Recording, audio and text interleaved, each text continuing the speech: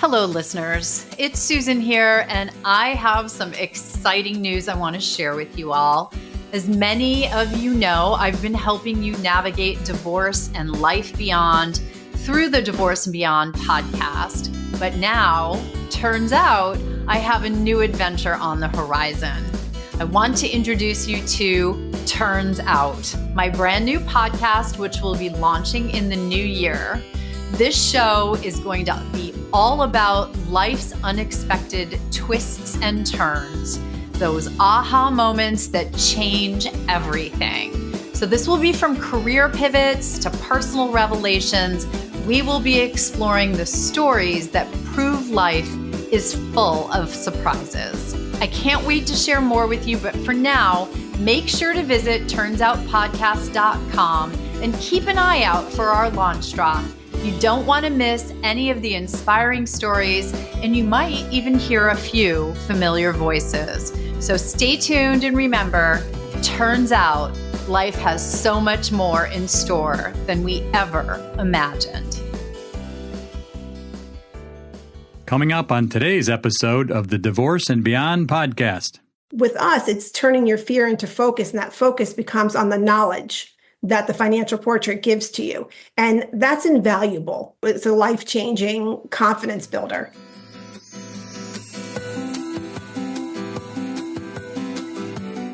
Hello, and welcome to the Divorce and Beyond podcast. I'm Susan Guthrie, your host. As a top divorce attorney and family law mediator for 30 years, I know what you need to know to get through your divorce, and most importantly, how to move beyond it to thrive and transition to your new future. My experts and I are here to give you the insider view into the process, so listen in for the wisdom and expert information you need on your journey through divorce and beyond. Hello, and welcome to today's podcast. I'm Susan Guthrie, your host, and listeners, today we have two repeat guests. We have Karen Chellew and Catherine Shanahan from My Divorce Solution back joining us, and they're here to help you fight your Halloween financial fears. We thought this was a great Halloween episode because, putting laughter aside, fear and finances and divorce go together. And so they're joining me today. We're going to talk about where those fears come from, how you can fight them, and then they're going to share some actual tales from the financial front that will maybe scare you a little bit, but they should. But then we're going to tell you the takeaways to take from those stories. So first, let me say, ladies, welcome back and thank you for joining us again. Thank you for having us. We love being here with your listeners. It's so wonderful to have you both. And, I do want to mention, just to remind everyone of your backgrounds, because you have built this wonderful organization. We were just talking about how much you've grown since when we first met, I think is like 4, maybe 5 years ago. I mean, you are now in more than one country. I think you said you're in 4 countries, and you recently added a number of people to your team. And, for me, that just says that what I always thought was a fabulous idea, what you have come up with your financial portrait that you do for people, and we'll talk about what that is, has always been a groundbreaking and new way to approach divorce that is a better way, that is just, and it specifically hones in on this particular area of financial fear.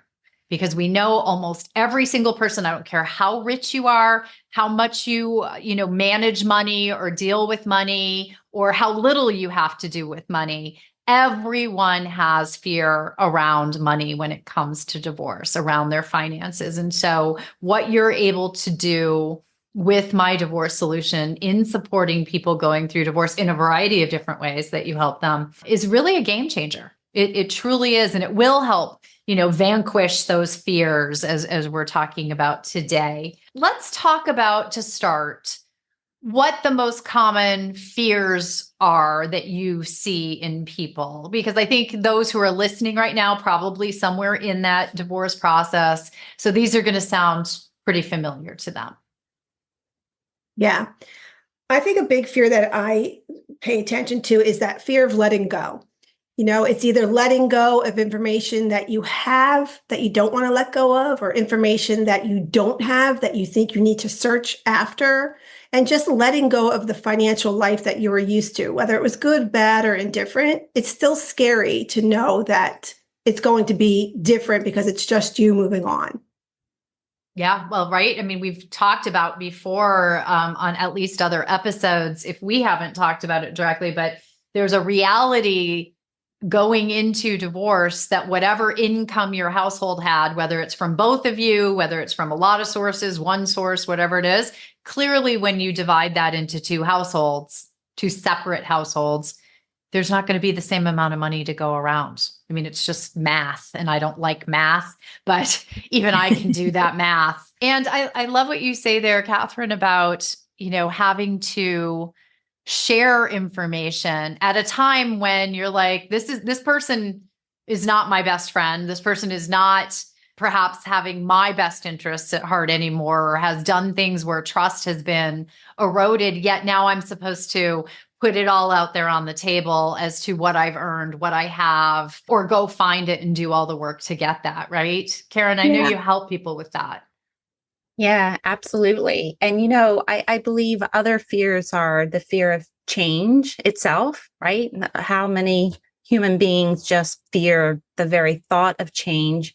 And I think a lot of people, when they think about divorce, they have a fear of, I don't want to say so much shame, but they're so sad that they don't know as much as they think they should know. And so they're super hard on themselves. And it really prevents them from knowing because, you can't undo anything, but people do know more than what they think they know. But just taking that step can be very daunting sometimes, for sure. You mentioned the income and people, that dividing that income. Well, the reality of having to get a job when you've been a stay-at-home mom, or the reality of you've given up your career and now you feel so shameful. It's scary to go out into the workforce, right? But I think even worse, alimony is a factor. I can't tell you how many times that we do a lot of work with the income and expenses. And it's legit. Like, we go through their lifestyle. And that's a big factor of determining whether one party should get support, alimony, maintenance, whatever your state calls it, and the other party's ability to pay.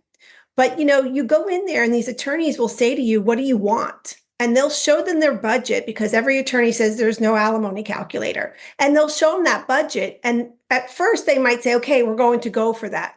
But I'm going to tell you now, there's not many cases that actually get that number. You fast forward and the attorneys say, okay, this is the best we're going to do. You're going to get a third of that, basically, or what have you. So that's so scary. And I see that so often, where you do all this work and you get this in your mindset, and then you get to that part of the process and they're trying to get you to agree to this number and then an equitable distribution number. Talk about fear. That's what you're stuck with. That's so true. And a part of the exercise is understanding what those numbers mean, so that when anybody tells you you need to reduce that, you have the confidence to say, it is what it is, and this is why it is what it is, and this is how I can substantiate what it is. So whether I get, you want me to negotiate less, it doesn't change the fact of what is. We've had many, many people come back to us and say, my attorney told me I had to reduce my budget. Well, it is what it is. So that's a tough thing. Yeah, I've always told, when I was representing clients as their attorney, one of the most difficult conversations that I would have to have with clients was it's not going to be the same anymore, because there's not enough money for you all to continue living. Because most people, and you probably see this since you are getting right in there down and dirty with people's finances, most families are living on the edge of their finances, or beyond the edge of their finances. And they walk through your door figuratively, right? If they're working with you virtually, but they walk through the door with a big old pile of debt that they haven't been paying a lot of attention to. And very often, I think that question that you mentioned, Catherine, that attorneys ask of what do you want? Because it is, a question that we have to ask because clients very often have no idea what they want. And that makes it very hard to advocate for something that no one seems to know what that moving target is. But it also creates this belief that they'll get what they want. And if it doesn't exist, Karen, like you just said, right, it doesn't exist. It's not there. One of my favorite judge phrases was the judge who said when the lady was upset with her alimony award, said it wasn't enough to support her lifestyle. The judge was like, well, I'm sorry, ma'am, but the robe did not come with the magic wand. I cannot make money appear that does not exist, and said what you said, Catherine. I get up and go to work every day. You may have to do the same thing. That was the judge who had a lot of stock phrases that she liked to use. But they stuck out in my mind, right? Because that's very hard for people. Talk about fear. If people are listening to me tell that story, that's probably engendering some fear. So, but I like what you said though, Susan, when you were practicing that you actually, although you didn't like it, you had that tough conversation with them. What we're seeing is that these mostly women are going through this conversation with their attorney for months, and they're spending a fortune on attorney fees, believing that they're actually going to get the support number because the attorney never really addresses it until it gets to that mediation, that first mediation date. That's either required or that they're agreeing to do. And that's when the reality starts coming in. Or they'll say, we'll talk about that later. But now you've just spent 9 months thinking you're going to get what your monthly needs are and paying your attorney who's just going to say, yeah, we're going to get that. Yeah, we're going to go for that. We're going to try, we're going to try our hardest. Where I'd rather they do what you said. Let's have that tough reality check. I mean, we just had an attorney say to us, we have a client, and she has a very high monthly need. An attorney wanted to talk to us privately first, and we wanted to just see what his strategy was. And he basically wanted us to give her the reality check before our next meeting. He wanted you to be the bad guys. Yeah. And you know what we did? We actually did, only because I know what's going to happen when she gets on that call with him and us, because we will talk to the attorneys to make sure that they have what they need, financially speaking, for the portrait. I was like, seriously? She's already paid this guy so much money. And he wants us to give her an awakening now. That is, It's going to be a third of what she's actually hoping, maybe even less, Karen. I don't know. Yeah, I don't know. But there's also, conversely, enough families out there where you would fare better financially than the stipend that you're getting on a monthly basis to make ends meet. And you don't know where all the other money is, or even if it exists. Come to find out, if you go through the divorce process, it will result in autonomy, financial autonomy for you. And maybe sometimes, we see it often. It's much more than what they were accustomed to with their, stipend is what I call it. That exists as well. Well, it's such a good point. And I think it goes both ways. And the real takeaway maybe for listeners is, because it goes directly to what you do in the financial portrait, right? Is it's very hard to answer some of these questions or give cautions to clients, just to be fair to my colleagues, right? It's hard to have that come to Jesus talk with a client about what's going to change or what they can expect to get in the divorce until we know what there is to get, until we know financially what we're dealing with. And unfortunately, in a more traditional litigation format where discovery drags out, God forbid, for months, if not years, because it gets stale and then has to be renewed over and over again.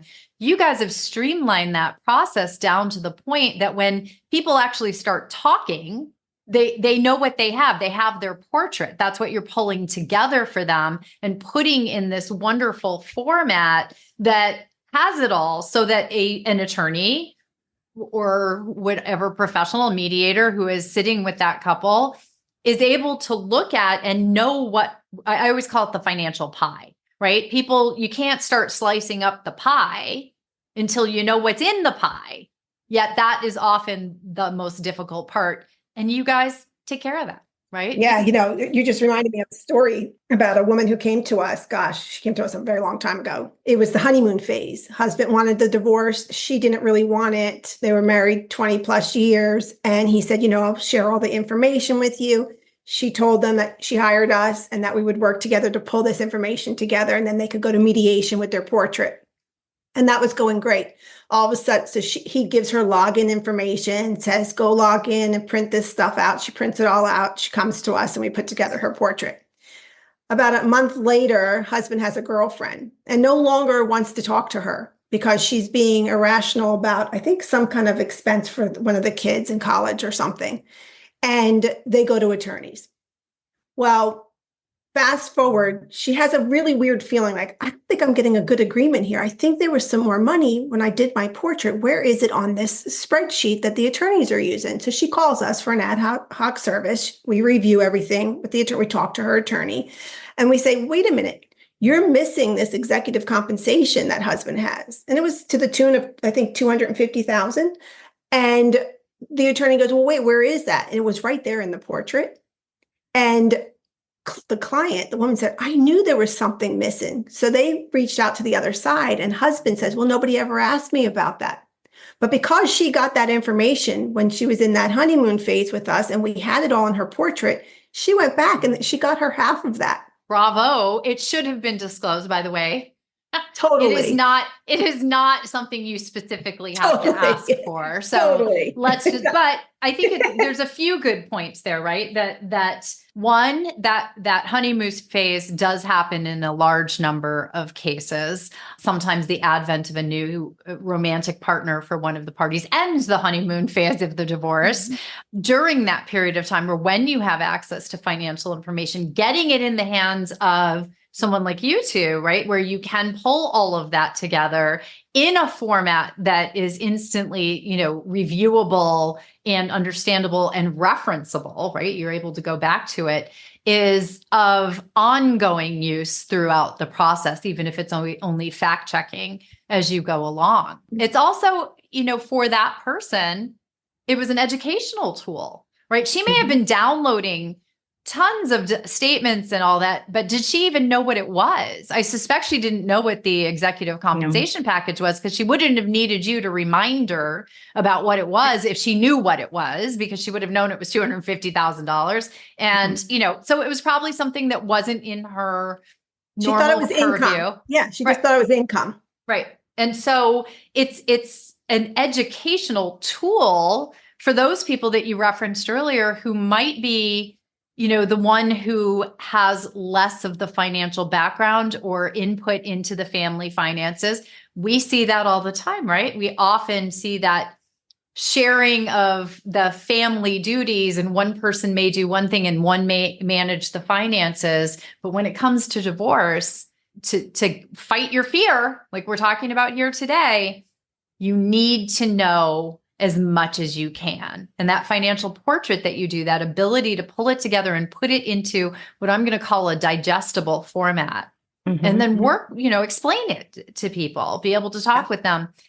There's empowerment right there. There's a fear buster right there. Totally. And I think one of the best things that I love about our process, and actually this story, and we have many to share, is that she came to us really fearful, right? She was a stay-at-home mom and they lived a comfortable life. And the thought of moving into a townhome and changing her whole life was really freaking her out, basically. So the best part to that story is the confidence that she had, from start to finish, she had the confidence to say to her attorney, wait, something isn't right. And that's the scary thing to do, to turn to other professionals who do this every day to say, wait a minute, something doesn't feel right. And she went back, and with us, it's turning your fear into focus. And that focus becomes on the knowledge that the financial portrait gives to you. And that's invaluable. And looking for her, it was a life-changing confidence builder. Well, exactly. She got, $125,000, or roughly probably 50% of that compensation package. But yes, right. Speaking up resulted in that. And it will be something that hopefully would bolster her courage to speak up again. But I want to hone in on something there that you said, because it concerns me. I want listeners to think about this. If you are working with an attorney that you are afraid to talk to them about something, I want you to think about that relationship, because your attorney is not the boss. Your attorney is not in charge of you. You are actually the client and they are the service provider. I know my friends, my colleagues, my lawyers out there, we like to think that we're professionals, and we are, but we are providing a legal service to our clients, and therefore we work for them. And our clients should feel that they can come to us with questions and inquiries and more. So, right there, when you are going out there to hire an attorney, find someone. This is what I always told people when they would interview me.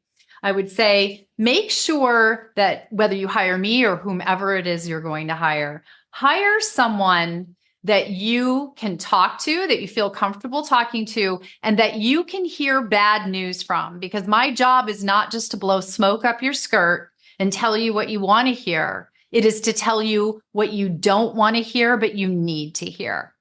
And that's the stuff like, sorry, you're not going to get the alimony that's, going to live. But, this is a really important relationship. And it goes the same for all your team members, because that's the other mistake I think we see people make all the time, right, ladies? They hire an attorney and think the attorney does it all.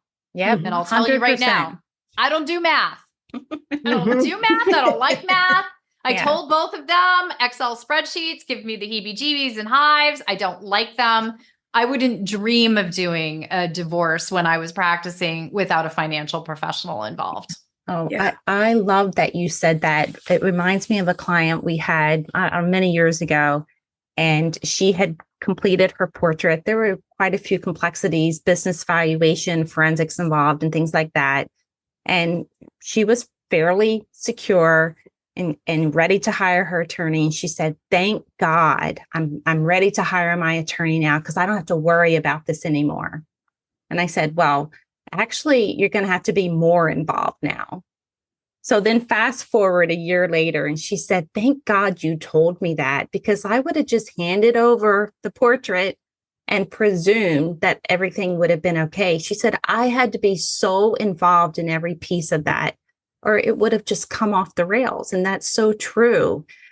Our process educates our clients in a way that they're able to be actively involved and participating in their marital settlement in a way that they wouldn't be able to otherwise. And they should be. It's their life. It's right. Exactly. You clients would do that, all the time. And face it, I'll be honest with listeners. No attorney wants the weight of your life on our shoulders either, right? We're there to do our job, to advocate for, the best possible settlement and negotiate for that we can get for you. But when we go home at the end of the day, we're going home to our life and our problems and our, situation. And the only person who can make the right decisions for you is you. And the only way you can make the right decisions is to be educated and supported in making them.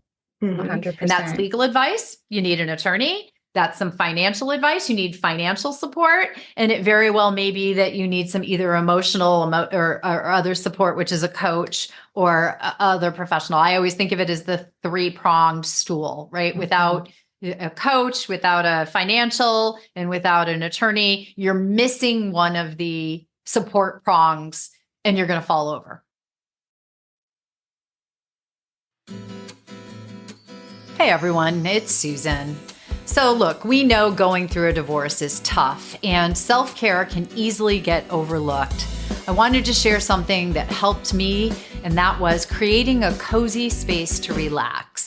Something that can help you is Parachute Home, which is bedding and home goods that bring real comfort.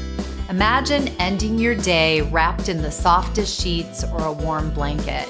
So if you're looking to add a bit of peace to your home, visit divorcebeyond.com/parachute. When you shop through my link, it supports the podcast, and you know how much I appreciate that.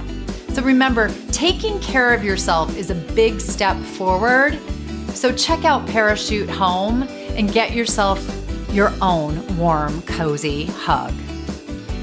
Stay Stay tuned for more from divorce financial experts Karen Chellew and Catherine Shanahan of My Divorce Solution as they share their tips and insights for fighting your financial fears around divorce for this very special Halloween episode. When you have attorneys involved and you come to My Divorce Solution, one of the first things we want to do is get on a call with your counsel to ask very specific questions so we understand the legal strategy so we can apply the financial analysis relative to that, or at least all be on the same page, because there's nothing worse than if you hire divorce professionals and they're all giving you different advice. It's not helpful and it's not good. If you are finding this episode helpful, be sure to check out last week's show with special guest, the founder of Divorce Girl Smiling, Jackie Pilosoff, where we explore the lessons and insights about dating after divorce that she shares in her brand new bestseller, Who Let the Dogs Out? You're going to find some inspiration and some laugh out loud moments in this must-read memoir, so be sure to listen to the episode. So I thought, let me help people in their dating after divorce journey stay inspired, not get burned out, feel maybe entertained by me and say, well, look what happened to her. Nothing that bad has ever happened to me. So it makes them feel better. So it really is to teach, but also to entertain. And now we return to today's show. What do you say to the people who, we hear a lot of times who are afraid to tell their attorneys that they're getting financially prepared? There's a lot of pushback from attorneys. Oh, we do that. You don't need that. And often, let's just say, sometimes I'll say, why are you calling us? You're this far into your process. Like what? And they're saying because they're not doing it, but they say they'll do it, but they're not doing it. So Right. Why should somebody be afraid to ask their attorney or tell their attorney, I should say, because I say the same thing. They work for you. They do work for you. And I would say it goes back to what I just said, right? Think about the relationship of who you hire. But also let me ask you, Catherine, I know your accreditations and your background. What is your certification in the divorce space? I'm a certified divorce financial analyst. Right? You're a CDFA. How Yep. many lawyers do you know that are CDFAs? Only a couple, and they don't really practice. They just have it for a title. Exactly. Right. I know one who come is a across one. CDFA and probably has the cred to manage like both prongs. Although I will say she doesn't really do it because she still thinks that you need the two voices to keep balance so that the stool has all of its prongs. Right. Mhm. So yes, we do that, but we are the lawyers. We went to law school for 3 years to learn how to think like lawyers. That's basically, folks, big surprise here, but that's what you learn in the 3 years of law school. You don't learn that much law. You learn a lot of how to think about the law, like how to apply it, how the facts can apply it. That's what you learn. And that's what we're good at. That's our area of expertise. That's what we're tested on. That's what we do when we go into courtrooms. Do we have to understand a certain amount of how the finances work when it comes to how the law applies to them? Absolutely, because it's the legal part of the finances. But when it comes to the minutiae and the detail of the finances, frankly, we can't scratch the surface of what someone like you with your certification, Catherine, have. And we can't answer any law questions. We're not lawyers, but we can put together your package so that you could take it to your attorney. And that's all they really need to apply the law to what you have or what you don't have. Well, and that's why it's a perfect situation, right? Because we aren't creating the portrait. We're working with the portrait and then we can do our important part. But it's, again, we're still talking about what we as the professionals do for the client. I think your point is a very important one, that the client is still the one who sits on the stool. They are the ones who need to have ownership of what's in the financial, what's in the legal, what's in the emotional side of things. And they get to pick who's on their team, not their lawyer. And I really think that the legal profession and the divorce process have moved beyond that. Maybe not all my colleagues in the family law world like this or are willing to, go along with it easily, but team divorce, a team approach, an integrated professional approach to divorce is, and get this, folks, faster, easier, cheaper, less conflictual, and ends up with a better result than when you just go out and hire a divorce attorney. Oh, totally. 100% agree there. We had a client just last week, actually, and she came through the process and she's asking all these questions at the end. It was her final review before she had to go to mediation last week with her attorney. And she sends us a letter the next day. And she says, oh my gosh, a grueling 10 hours of mediation. She said, but I did what we discussed, because I said to her, you have to be your best advocate. I met your attorney. I think your attorney is going to do a great job with you. But at the end of the day, it's going to be a long day and everybody's caving, or they want somebody to cave. And you're probably going to be the one they want to cave. But you have to advocate for yourself, even if your attorney is saying something that you're not comfortable with. So she said, I did exactly that. At the end, I knew it was wrong. And I said, you know what? No, I'm leaving. 10 hours, I'm leaving. She said, I got to my car. My attorney calls me. And she said, when you walked out of the door, the other side called the mediator and said, we agreed to their last offer. And I was like, good for you. You're like, that was not us. That's her. And like you're saying, she's the one on the stool. She's the one that she knew where she had to compromise, because everybody has to compromise, but she knew what would be taking advantage of her. Right. And so she decided to say, you know what? No, I'd rather a judge tell me than you tell me, at the end of the day, or I'd rather go back to mediation another time, actually, is what she said. I'm done with this today. I'm done with this today. Yeah. This isn't moving forward. I'm not willing to do that. And that's really a critical thing for people to understand is it isn't that you're going to get everything that you want, but it's that fine line of, can I live with it? Mm-hmm. And if you can, you get your peace of mind of knowing you brought it to an end. And if you can't, that's critical knowledge as well, right? Absolutely. And a lot of people, we call that the financial impact, understanding the financial impact of your decisions. And if you haven't taken the steps to get there, you can't make that decision. You're just, left out in the wind, hoping that it's okay because your attorney said this is a great deal. That's a really important factor there. It's truly one of those critical decisions. And, you mentioned that type of mediation. Family law mediation sort of takes two different formats. There's the half day or full day marathon approach, where it's like, we're going to lock everyone in rooms and we're going to just stay there until this is done. Not my personal favorite. Participated in them. I've done them as the mediator. I've been there past midnight. They have their place in this world, but they do tend to result in decisions and settlements that are fatigue based, right? Mm-hmm. You wear out and you want it over with. And it's kind of like the guy who confessed to the crime he didn't do. You kept him in an interrogation room with no food and water for, 72 hours. Eventually I did it just to get out of here. It doesn't mean that you can't come to some agreements. It does happen. But far better would be a process where you come in chunks of time and work through the puzzle that is your divorce settlement, a lot of which is the financial. Because don't you ladies find as well, we've been talking about the financial portrait. People have this linear concept of working through their divorce, the financial issues of their divorce, like, okay, let's talk about the house. Okay, we've resolved what we're going to do with the house. Let's talk about the car. Okay, we've resolved what we're going to do about the car. Now let's as if it's this linear line of bring up a topic, make a decision, bring up a topic.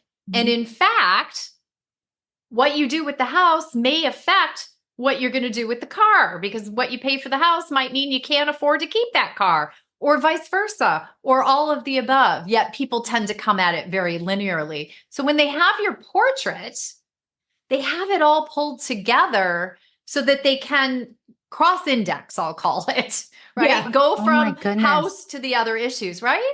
Yes. Well, we do that with our division scenarios, because that's the part where we wish we were in there negotiating with them, because if you choose the house, it affects everything else. And not only that, but we'll do that as a scenario and say, well, okay, well, look, Susan, you're choosing the house, but now you have no retirement savings. Because what people hear from their spouse is, you could keep the house. And what they're thinking is they're keeping the house, but they don't have to negotiate anything else away, because spouse said I could keep the house. And we're like, okay, Well, are they saying they don't want their $400,000 of marital equity?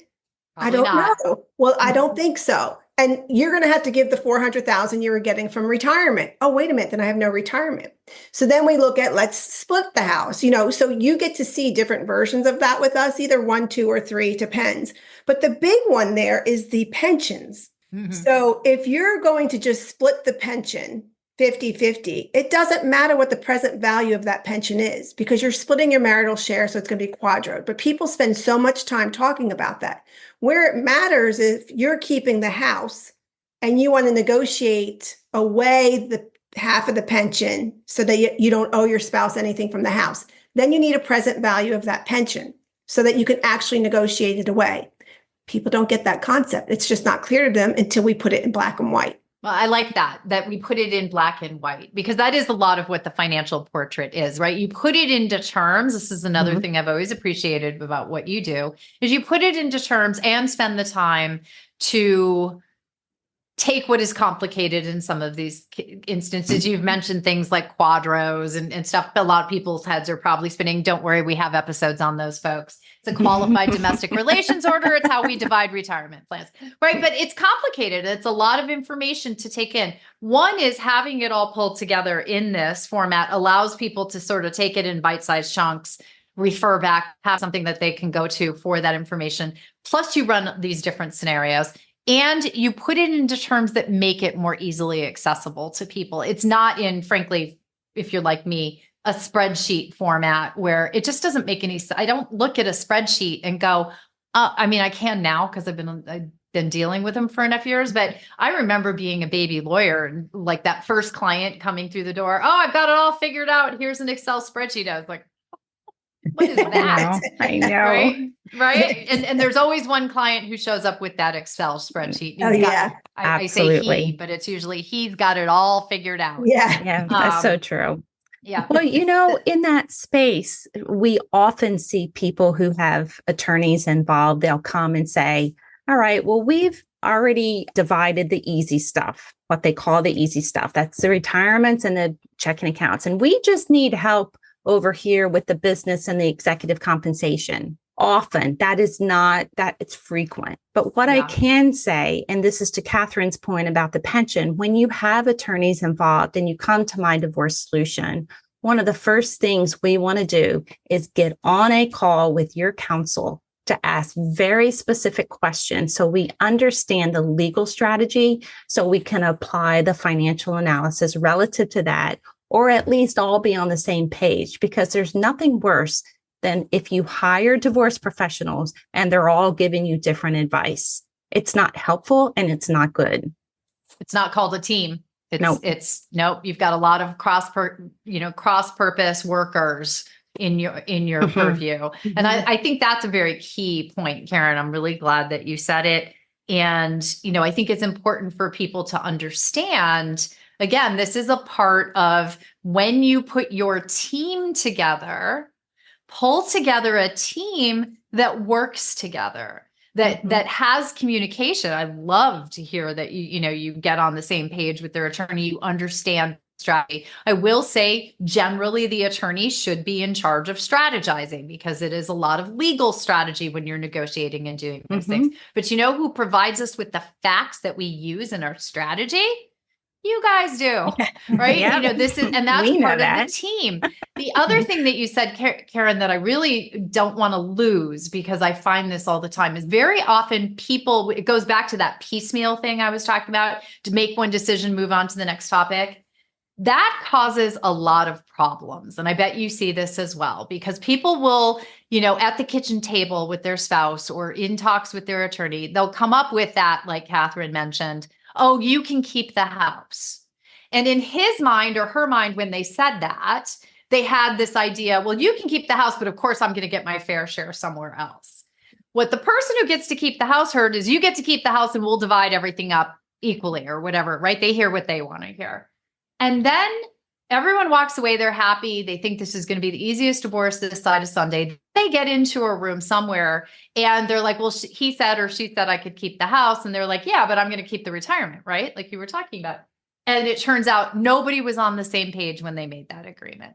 Mhm. Yet everyone is now pissed off at everyone else because they think they reneged on a deal, Mhm. because they thought it was done, that they got to keep the house. And the other one thought, well, of course it was clear that I was going to get the retirement. And it wasn't clear to anyone. So one key thing I want everyone to say is, before you have your financial portrait, or you know what your financial pie is, don't make any decisions.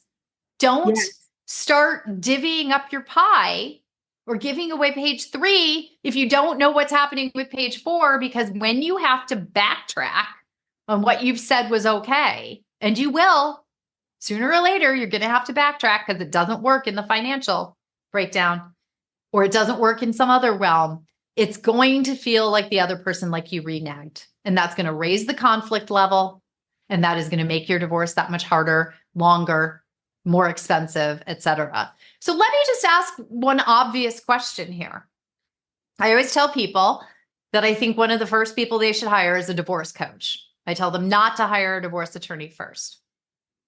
Can I go so far as to say maybe the first or second team you want to get on board might be you guys to do the financial portrait?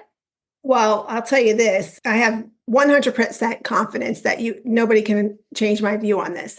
I think everyone should have the portrait first, because you take that to first of all, you're giving your information one time. You're really emotional about what's happening and you can't get some things. Well, you go to your coach, and the coach will be able to see that you're upset because you're missing all these documents, and the coach will be able to work with you with that, right? Or you might have 20 or 30 credit card debt items, and now the coach can see your debt items and talk to you about what's your spending habits. Maybe you have emotional spending. Like, that's not our role, and that's not your attorney's role. Your attorney's going to say, stop spending. And we're going to say, this is what it is. But your coach can say, let's talk through your spending. They can, even your therapist, they see what your picture is, what your financial life is. Your financial life spills into every other portion of your life. And so you can go to your mediator. And that first meeting, that mediator wants all that information. So why are you going to mediation other than to meet them without that information? And you have it together. Or you'll know if your spouse is really giving enough information. Do you need to go to your attorney and get support? Because when we're doing your income and expenses, and you tell us something like what you said, a premature negotiation where you took a bank account and you split it in half, and your spouse is keeping his paycheck and he's telling you have 50 grand to pay your bills with. So now you're spending down an asset that you shouldn't be spending. But we would see that. And we'd say, you need to go get an attorney consult. Our financials don't invest your money. We have no stake in the game. We're not hired by an attorney to tell us to run certain reports. That's not our role. Our role is for you to make sure you're clear on what your marital state is, so that you're not focusing on all your fear. You're focusing on what is in black and white and what's not there. And then you could get to go use every other professional. We have people that go to marriage counseling after they do this, because it's just a financial imbalance. So they don't need to go file anything. They go get a post-nup, or they go mediate a family issue, or whatever it is. But this is really the nucleus to use with your whole team. Yeah. I'm very passionate about it. No, well, and I'm glad we brought it up and talked about it then. And I do want to just focus on one thing that you just said, because the number one cause of divorce is financial issues in a marriage. That this type of work, doing this type of deep dive analysis and review, and maybe sitting down as a couple and understanding what's going on with your finances and being able to have a rational, reasonable talk with the facts at your fingertips, could be helpful to your relationship. So for those of you who are out there who are always fighting, because ladies, here's one truth about marriage that I've always found to be true. The world is made up of spenders and savers, and they marry each other all the time, the time. My other joke is that, there are the people who have 0 unread emails in their inbox. That's my husband. And then there's people who have 46,972 unread emails in their inbox, and that's me. Those people always marry. Yeah, right. Yeah. Spenders and savers. Oh my God. It's rare that I've had a divorce where we didn't have a spender and a saver involved. Right. So I love that little nuance here for everyone out there who's listening. Maybe you won't even get to the point of divorce by getting a little bit of help with your financial portrait. And it can be the first stop. I know I'm getting but you know what else it avoids? How many times, Susan, have you had so many couples can't share information until, or they say they won't share information until you have your parenting plan set out. So they hold the financial stuff as a hostage.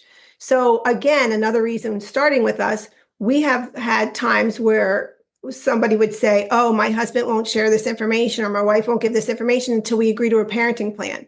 So our role is go to a mediator, go to a parenting expert, because that's not our role. And as you two are working on that, we could still work on the data. So tell them that so we get to keep working on the financials, but they're still working on other parts to the divorce process. But you can't do it without the financials at the end, because it's going to come down to the child support number too. And the financials the financials have to be disclosed. It's just a part of the process. There's not a state in this country that says, oh, you guys don't have to tell each other what your finances are. Just, ballpark it. Yeah.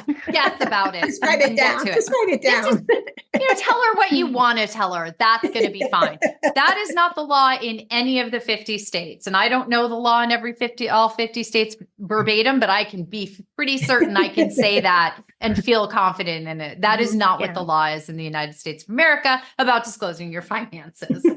So, I just want to add in there about the hiring My Divorce Solution or getting your financials in order first. It really lays the groundwork for your next steps. So whether it is mediation, is it litigation?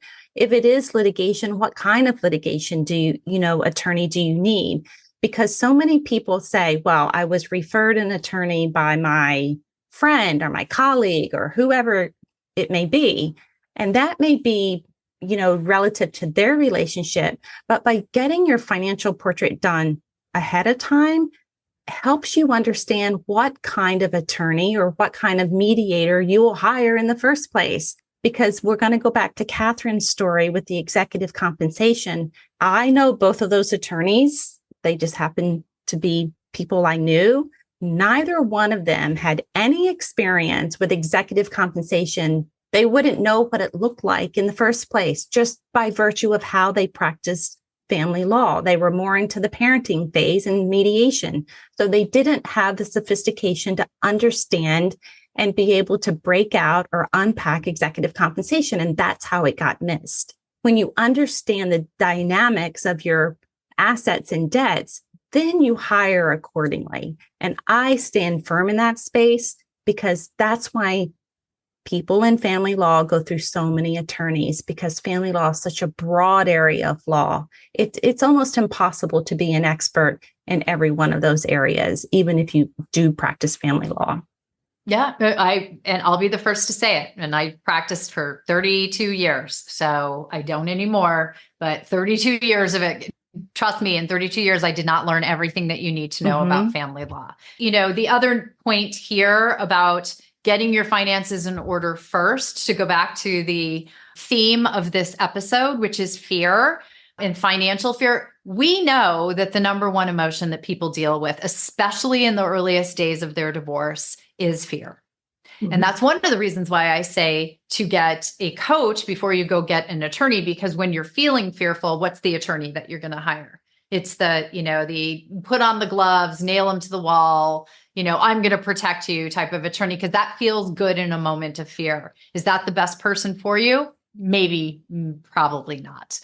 But we're talking about the financial fear and how getting on top of your financials can actually help you defeat that fear, to put that fear behind you. So imagine the power of having a great coach to help you deal with that ongoing emotional aspect. Well, at the same time, you're working on pulling together all of the financials so you get your portrait. And then sitting down and figuring out just how complicated your financial issues are, talk with your coach and get the right attorney to manage the entire thing. And pull in, me, guys, can't help myself. You got to go get a good mediator, a good attorney who understands whatever your particular, situation is. And you've already got it all pulled together. So you're going to be able to deal with that fear. It's the most, I hate to say practical, but it makes the most sense if you really think about it from a higher level. Totally. I would love everybody to get a portrait, a coach, and a mediator. Yeah. No, me too. I would, if you hear nothing else, guys. And it's not that I'm saying you don't need an attorney, because you do. I would never tell anyone, we talked about this before we taped. Everybody should be, even if you mediate your divorce agreement, it should be reviewed by an attorney and a financial advisor before you sign it. But I do think that you will get to that agreement a lot faster if you build your team in the right order. And that is usually the third person you pick as the attorney, not the first person.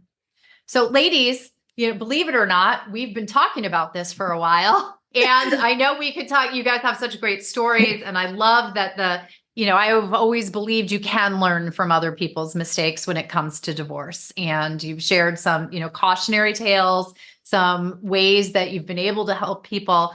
If someone were to want to reach out, tell them how to get in touch with you. What do you want them to know? And be sure to mention the podcast as well. So you can find us at mydivorcesolution.com. You can take an assessment, schedule a free call, talk about your marital estate and how we can help you. We have WeChat Divorce Podcasts. I think we have hundreds of episodes that just is a wonderful resource for you to understand more about how all of this is unpacked. We have an online course. You can find us on all of the social media sites. But we are here to help you because undoing the way people have forever and historically approached the divorce process is our mission every single day. Well, I love that you're client facing, not attorney facing. Most people see, financial professionals like the forensic or the CPA as somebody who comes in and works for the attorney in pulling together the case. And you are there for the support of the client and the education and the empowerment of the client. And that is just so critical. So thank you for saying that. Thank you for bringing that up. Critically important. It goes right back to what we said earlier, right, ladies? This is your life. Your life. This is one of those times in life where it's really hard, but sometimes we got to pull up those big girl or boy panties and we got to learn what we got to learn. We've got to learn how to make, what we need to know to make important, difficult decisions. And I promise you on the other side of it, you're going to feel better and you're going to be in a better place, including financially, because you're going to know what you have. You're going to have made decisions around it and you're going to know what you need to do. Mm-hmm. So thank you both. Thank you for what you're doing to help people. I'm so delighted to hear that things are growing at such an amazing pace. And it's lovely to get to see you both again. And I will have links to everything in the show notes for listeners. But thank you, ladies, and have a happy Halloween. Thank you to you too. Thank you so much.